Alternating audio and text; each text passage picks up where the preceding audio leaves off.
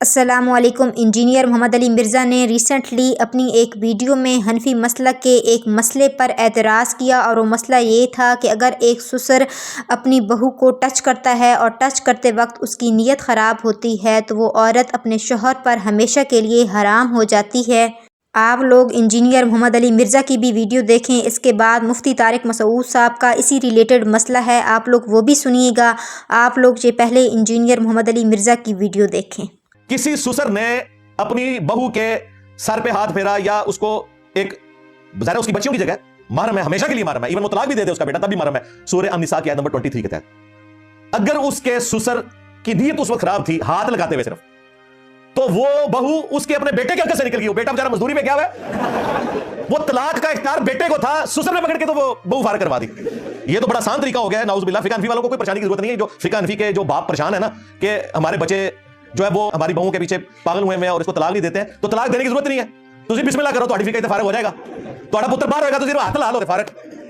یہ میں مذاق اس لیے اڑا رہا ہوں کہ تاکہ پتہ چلے کہ آپ کے بزرگوں نے اسلام کی کیا خدمت کی ہے۔ لو سامو ان دسو کہ میں ایک کیا کراں کہ بابے تے شاہی کوئی نہیں، یا ایک کیا کراں کہ بابے تے بڑی پیڑی شاہ ہے، ان کو نواں شعر میرے کو کھڑانا ہے انہوں نے۔ اب یہ وہ مسائل ہیں، وہ بتاتے ہیں کہ جی وہ آپ کو پتہ ہے اس طرح ہو جاتا ہے۔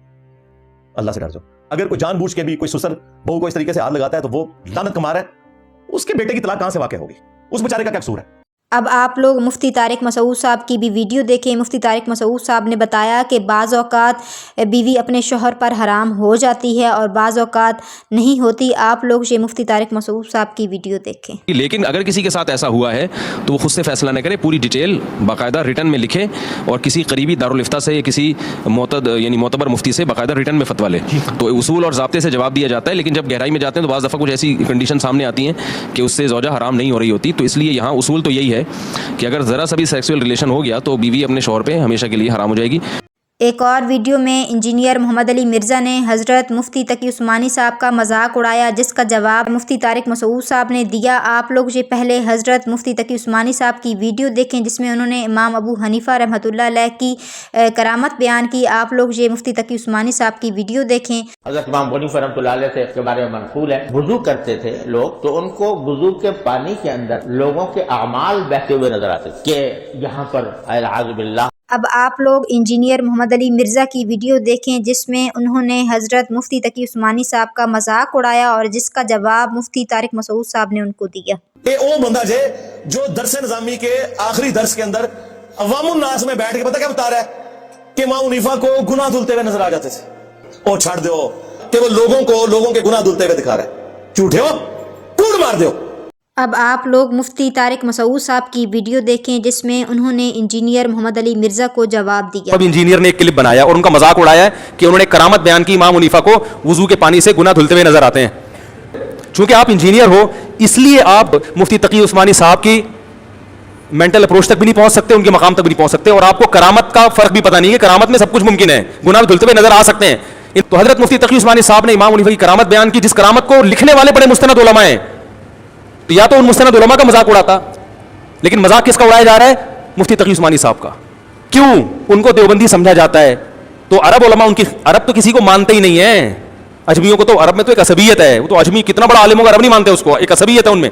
لیکن حضرت اقدس مفتی تقی عثمانی صاحب کی علمیت کا لوہا اللہ نے منوایا ہے، وہ ماننے پر مجبور ہوئے ہیں۔ یہ ائمہ حرمین، مسجد نبی کے امام، مسجد حرام کے امام اور سعودیہ کے بڑے بڑے قاضی، یہ حضرت مفتی تقی عثمانی صاحب کی مجالس میں شرکت کرتے ہیں، کئی دفعہ کیے انہوں نے، ان کی صحبت میں آگے بیٹھے ہیں۔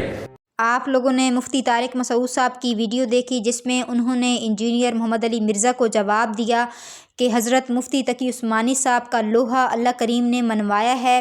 سعودی عرب کے بڑے بڑے قاضی، ائمہ حرمین، مسجد نبوی کے امام، مسجد حرام کے امام مفتی تقی عثمانی صاحب کی مجالس میں آ کر بیٹھتے ہیں، حضرت مفتی تقی عثمانی صاحب کی عزت کرتے ہیں، قدر کرتے ہیں، اور یہ بھی کہا کہ حضرت مفتی تقی عثمانی صاحب کو اللہ کریم نے اتنا علم دیا ہے کہ انجینئر محمد علی مرزا جو ہے وہ ان کی مینٹل اپروچ تک بھی نہیں پہنچ سکتا۔